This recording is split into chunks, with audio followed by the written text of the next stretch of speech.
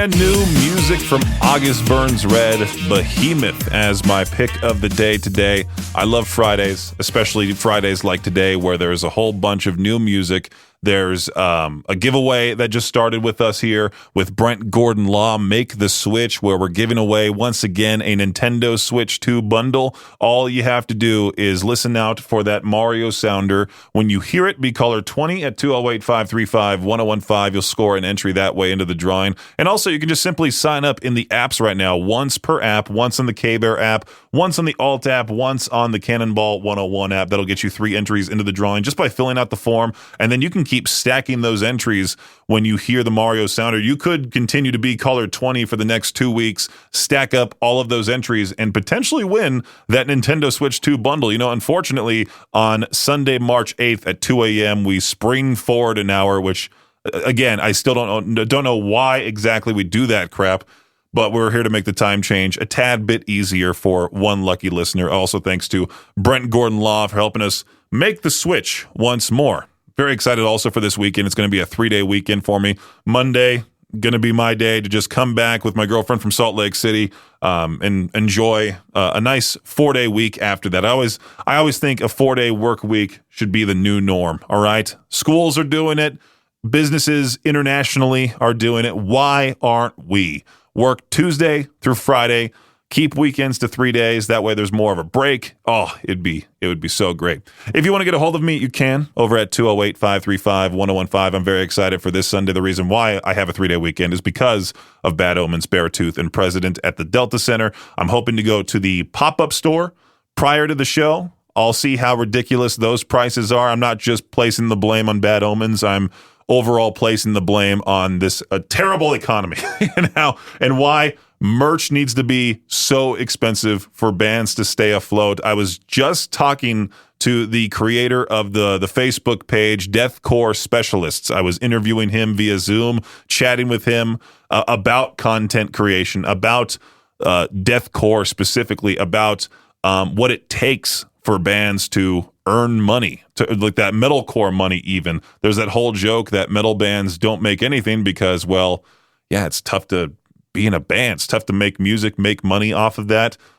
Shout out to those that can and will continue to do so. I mean, Bad Omens, they're one of the more successful bands out there. So, yeah, the pop-up store, I'll check it out. If I don't see anything worthwhile, I'll just maybe save my money and instead worry about paying all that money for gas to get to Salt Lake City, for a Trader Joe's grocery trip, maybe even a double-double from In-N-Out. You know, I had to buy the Airbnb. There's no way I'm going to try to drive back the night of and try making it to work on Mondays. So, yeah, I'm taking Monday off next week, a nice 3-day weekend. I know, oh, good for you, Peaches. Anyway, we'll talk about some other random crap throughout this afternoon, and I'm hoping to get that interview with Dagan Wood, the content creator known as Deathcore Specialists on Facebook. I'm hoping to get that interview up on our YouTube at KBear 101 RMG. I've mentioned it on the program a few times that I haven't been to Vegas since I was like 8 or 9 years old. So it's been 20 years since I've been to Las Vegas. And I'm reading something here about how they're dealing with this major decline in the number of visitors. Like weekends, they're still bustling, but the Las Vegas Strip looks a lot different from Monday to Thursday with plenty of open parking, plenty of room to move around. It's something to keep an eye on if you're interested in visiting. Hotels there are offering deals and discounts, especially on weekdays, to attract new visitors. So I feel like that's maybe the perfect excuse to just take a few days off from work, go to Las Vegas, and go maybe check out a tour, a show that's not making its way over to this area. Salt Lake City, Boise, East Idaho, even Denver, Bozeman, you know. Go see a show in Las Vegas, maybe even at the Sphere. You know, that would be pretty cool. I know Tool has been in talks to have a residency at the Sphere, and I know how expensive that would be, but everything else being cheaper, I feel like that would be somewhat better, even though Tool's prices might still be way extremely high. But still, overall, maybe catch a show in Las Vegas. I would love to. I might need to text Aubrey right now and be like, hey, you want to go to Vegas? Oh, no, she just started a new job, so she doesn't have any PTO yet. But once she does, we'll plan that trip to Vegas. Let's do some 9 Inch Nails, as alive as you need me to be on Peach's Pit Party. I had the slightest bit of hope that Steve Perry would join Journey. I don't care if I get made fun of for liking that band is my mom's favorite band of all time, loves Journey, and I would have easily have flown back to California to go watch them with her, join the other middle-aged woman watching Journey with my phone flashlight in the air, waving it to faithfully.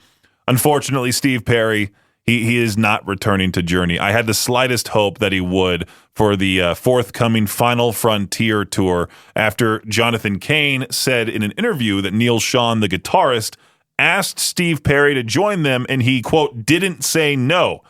Perry then issued a statement saying it won't happen. He writes, I've been hearing these recent rumors, and I wanted to speak to you all directly. While I'm always grateful for the love people still have for Journey, the rumors about me rejoining the band are simply not true, and I want to gently put them to rest. He also goes on to say, I completely understand why people would hope for that. The music we created together means a great deal to me too, but I'm continuing to explore new creative work and really enjoy working on new music that reflects where I am today. Sounds like a lot of garbage. Just join the band, Steve. Come on. Why not? I mean, how old is Steve Perry now? I need to know this because I think he's probably close to 80. 77 years old. Come on, you barely have time left.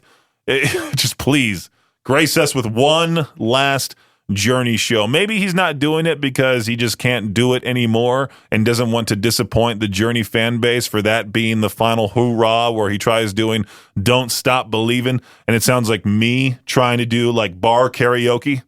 I saw this news story last night about how the grandson of the guy who invented Reese's peanut butter cups, he's publicly calling out the Hershey company. His name is Brad Reese. Says he thinks Hershey has been quietly swapping out the classic ingredients like milk chocolate and real peanut butter for cheaper alternatives in some products, and he says the changes have hurt the quality and the taste of the candy people grew up with. He even called one of the newer versions not edible. Hershey's response, they're saying the original peanut butter cups themselves still made the exact same way they have always been, and that recipe changes are mostly in newer variations and innovations, not the classic cup. So the debate now is basically a family member saying the candy's been compromised and the company is saying the original hasn't exactly changed. Have you seen the Reese's peanut butter cup heart? Not the chocolate ones. I think it's like a strawberry Reese's. Is it strawberry Reese's? They released this Reese's peanut butter cup heart thing, and if you flip it upside down, it kind of looks like something else. Anyway, here's Ice Nine Kills, the laugh track. The U.S. women's hockey team won the 2026 Winter Olympics gold medal by defeating Canada 2-1 in overtime. The team was dominant during their Olympic run, going 7-0, and outscoring opponents 33-2. There was a big, loud cheer yesterday afternoon, and when I walked down the hall, it was Justin watching the final moment of that hockey game in the 105 The Hawk studio. The NBA plans to make anti-tanking rule changes for next season. The new rules will mostly affect the draft lottery and will hopefully remove the incentive for teams to lose games on purpose with the goal of getting higher draft picks. During his All-Star Weekend news conference, the commissioner Adam Silver said that tanking has been worse this year than we've seen in recent memory, and is now clearly doing something about it. Some college basketball players are now featured in the Season 5 update of NBA 2K, as the games include current and former men's and women's players from 16 schools in the My Team and My Career modes.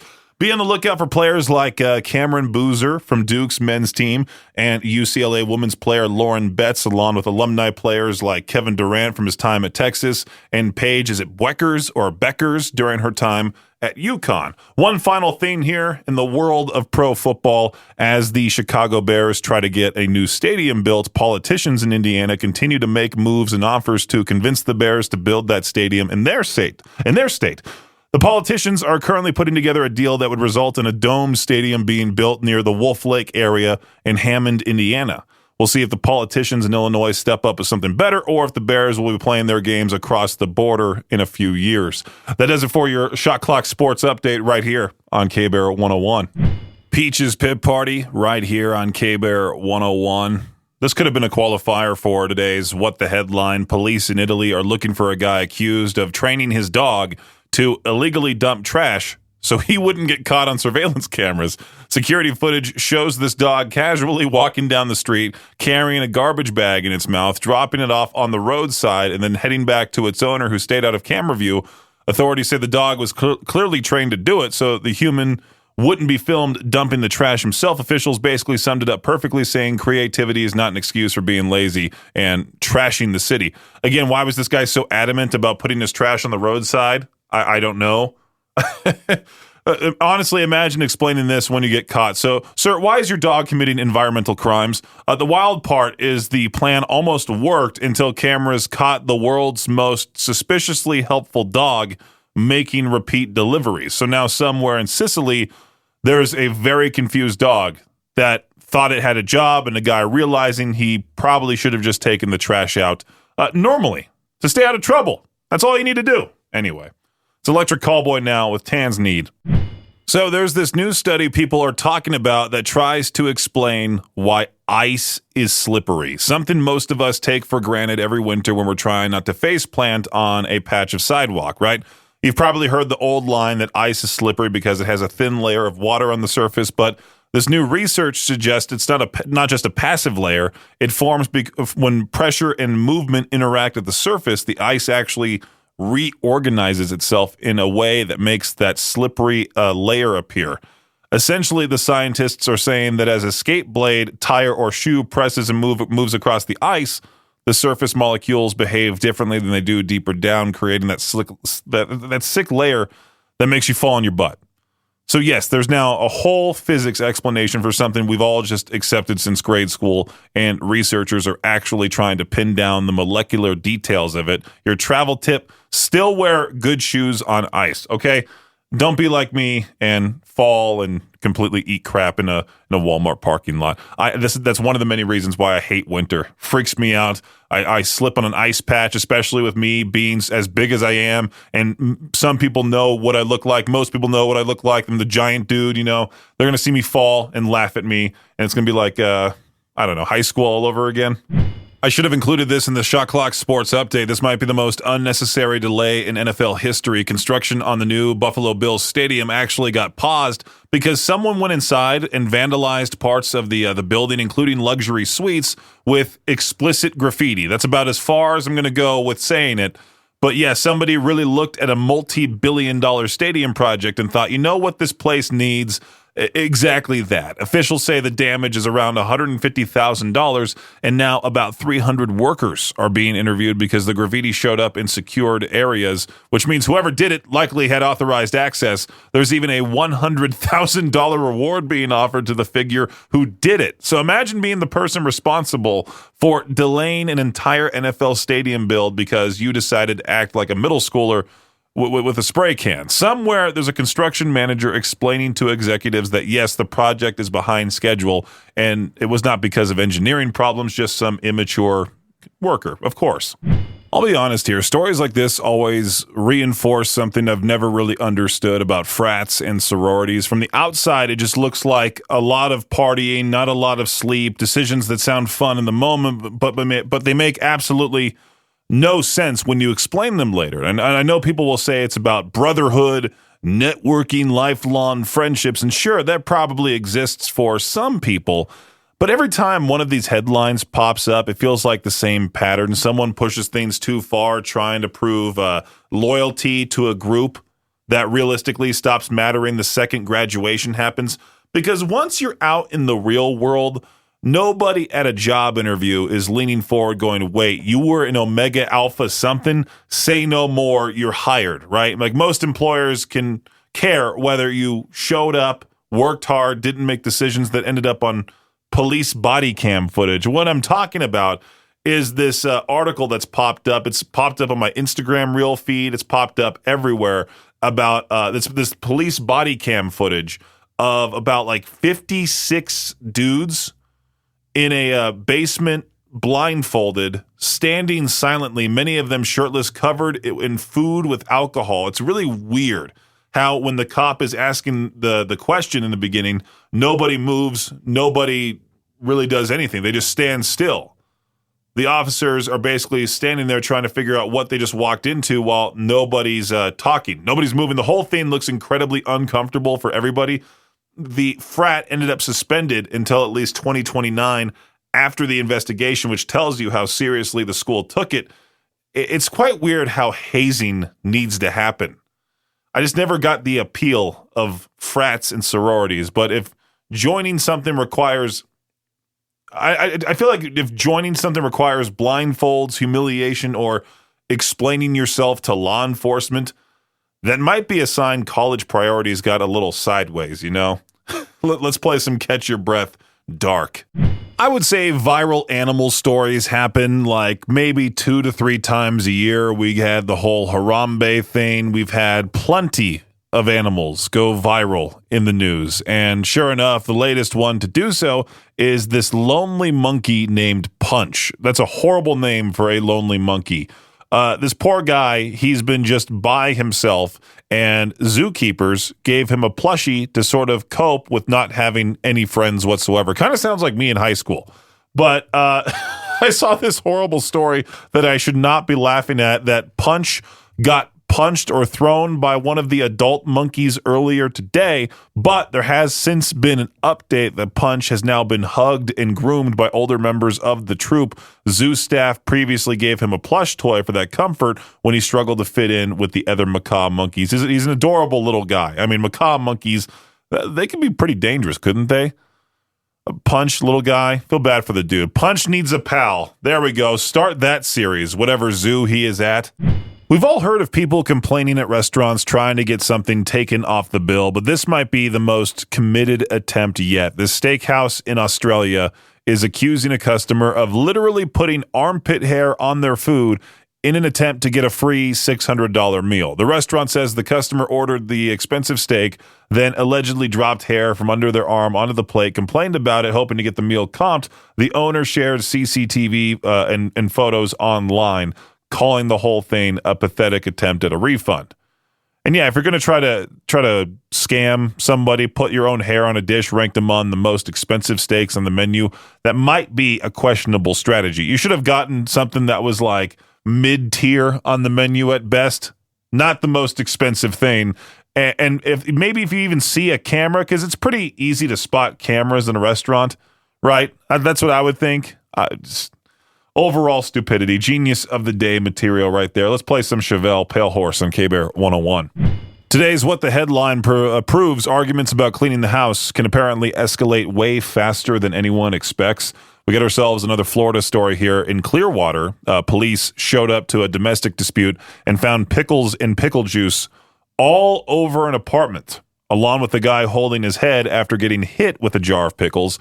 Deputies say the couple started arguing about how clean the home was, and then during the fight, she allegedly launched the pickle jar at him. They've been together 6 years, share a 2-year-old kid, and now the situation has turned into a felony aggravated assault charge. She was arrested, later released, and a judge ordered her to stay away from him. Although she is allowed one supervised visit to grab her belongings, which may or may not include whatever pickles survived the incident. That's today's What the Headline right here on K-Bear 101. Earlier this morning at 10 a.m., we announced we're giving away once again a Nintendo Switch 2 bundle. The time change is unfortunately coming up. Daylight saving time, not savings time. Daylight saving time is happening Sunday, March 8th at 2 a.m., where we spring forward. You know, they try making it all pretty sounding, spring forward. No. It's really just losing an hour of sleep, and one lucky listener is going to win that Nintendo Switch 2 bundle thanks to Brent Gordon Law. Shout out to them for helping us out again this time. Make the switch. All you have to do is sign up within the apps. Once on the K-Bear app, once on the Alt app, and once on the Cannonball app, and right there you have 3 entries. And then starting on Monday, listen for the Mario Sounder Be Caller 20 when you hear it at 208-535-1015, and you can keep stacking entries that way. You can keep being Caller 20 and make it a whole lot better for you to try to win that Nintendo Switch 2 bundle. Again, all thanks to Brent Gordon Law helping us make the switch. Let's do some Sleep Token now. It is Emergence on K-Bear 101. K-Bear 101, I hate to say it, but I haven't been to the dentist in quite a long time. And after reading this, I feel like I should not go for the foreseeable future. A dentist in Texas facing a felony charge after police say she was intoxicated while performing a procedure on a child at a pediatric dental office.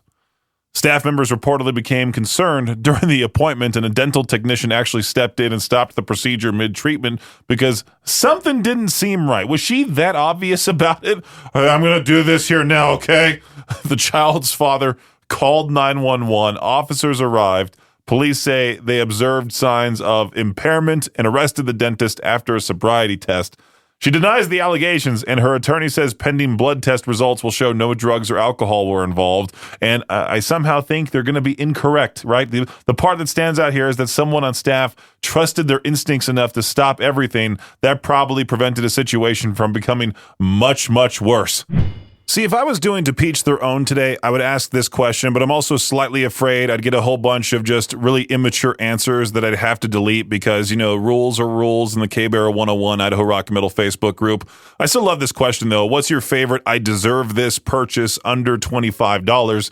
And how often do you make that purchase? I would get the same old, like, beer, your mom, take that, peaches, but what about, like, fancy coffee you absolutely didn't need, or like energy drinks in bulk after a rough work week? Sometimes I crave those old energy drinks. I hear people in this building obsess over Red Bull all the time. It makes me miss it, but at the same time, I'm glad I don't drink those anymore. It's been now 3 years since I've had, almost 3 years actually. It's been 2 and like a quarter since I've last had an energy drink before the whole AFib heart thing happened, that type of thing. A breakfast burrito reward after surviving the morning. I've gotten this, I've developed this horrible tradition of waking up Sunday morning and trying to get to McDonald's before 10:30 so I can just have a big breakfast of theirs. I know, again, that's not going to help my heart out in any way, shape, or form because it's McDonald's and it's fast food, but still, it's like once a week. I'll probably tone it down, probably do it once every 2 weeks. So, yeah, there's that. Anyway, let's head towards the 5 p.m. hour with some Bill Murray. It's Twice on K-Bear 101. Thanks for listening to Peach's Pit Party, the podcast. If you enjoyed the show, please share, subscribe, and rate the podcast. Peach's Pit Party is hosted by me, Peaches, a.k.a. Brenden Peach, and is a production of Riverbend Media Group. For more information or to contact the show, visit riverbendmediagroup.com. Until next time, Peach out.